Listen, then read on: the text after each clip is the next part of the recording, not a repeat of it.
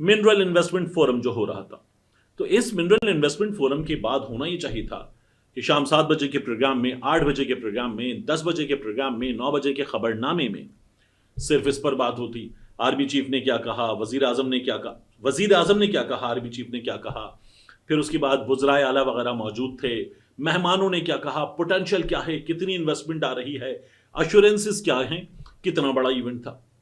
लेकिन इन लोगों ने जो अडियाला के बाहर किया, उसके बाद क्या चल रहा था? अलीमा खान साहिबा गिरफ्तार, अलीमा खान साहिबा की बहनें गिरफ्तार, इमरान खान की बहनें गिरफ्तार, पार्टी के रहनुमा गिरफ्तार, पत्थराव हो गया,